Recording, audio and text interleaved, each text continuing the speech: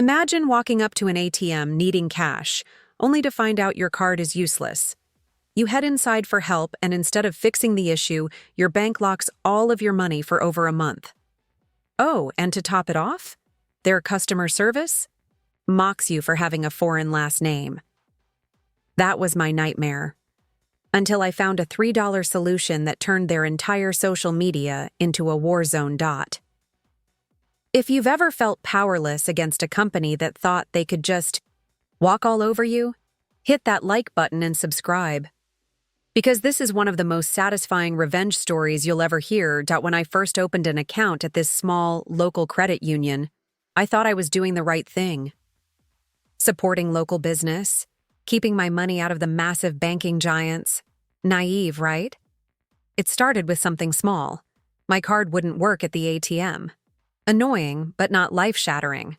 So I went inside, and the clerk, smiling as if this was no big deal, gave me a special code that let me pull cash directly from my account.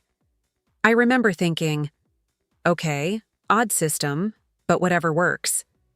What I didn't realize was that this little glitch was about to snowball into one of the most infuriating experiences of my life.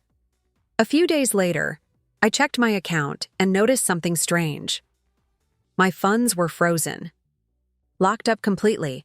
I hadn't gone into overdraft. I hadn't broken any rules.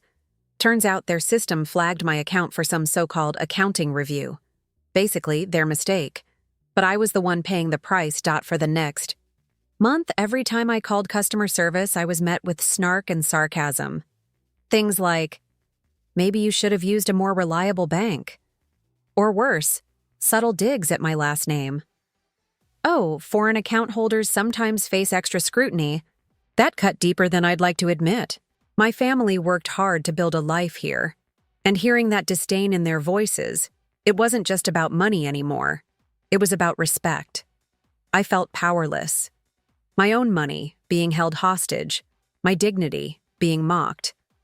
One night, I vented to my family back home over a call. I remember pacing in my tiny kitchen, my fists clenched so tight my knuckles turned white. And then, my younger cousin, the tech-savvy one, said something that changed everything. Why don't you use a Russian service? People there get paid a few rubles to post whatever you want online. At first I laughed. Sounded absurd. Bots? Really? But then he explained. For just a few dollars, I could unleash hundreds of fake accounts to swarm a company's social media with complaints. The thought made my heart race. Could it really be that easy? I spent the next hour exploring this bizarre little website, and there it was, a menu of options. Did I want American-looking profiles? European? Local accounts? I swear, the site looked like a video game cheat screen. For $3, I bought what I can only describe as digital chaos. With some AI prompts to help craft convincing complaints, I pressed the button. And just like that, the attack began. By noon the next day. The credit union's Facebook page looked like a disaster zone. Post after post after post. This bank scammed me. Customer service is a nightmare. They froze my money without warning. Hundreds of voices screaming at once, and none of them were real. I sat at my desk, scrolling with wide eyes, trying not to laugh too loud. Every refresh brought new chaos. And here's the best part. The bank had no way of linking it back to To them, it looked like a full-blown PR crisis. That very same day, my phone rang. It wasn't the usual snarky support agent. It was the call center manager. His tone was completely different, calm, measured, almost pleading. Sir, we understand your frustration. We'd like to resolve this immediately. If you wish, we can transfer your full balance, plus an additional $50 compensation to any bank you choose. I leaned back in my chair, savoring every second. Inside, I was grinning ear to ear. Out loud, I kept it cool. That sounds acceptable. Let's do that. Here's the kicker. I couldn't even tell the bots to stop.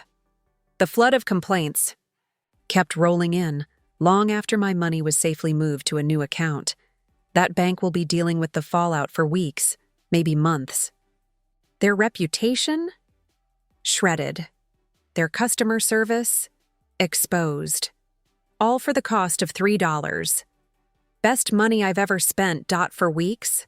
They treated me like I didn't matter. Like my name made me less deserving of respect.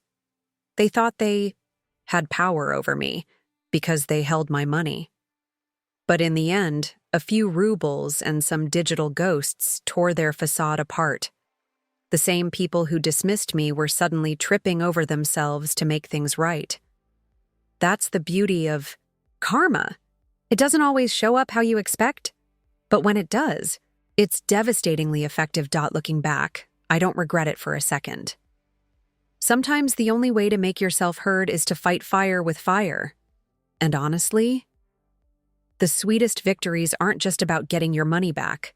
They're about making people who underestimate you realize they picked the wrong person to mess with.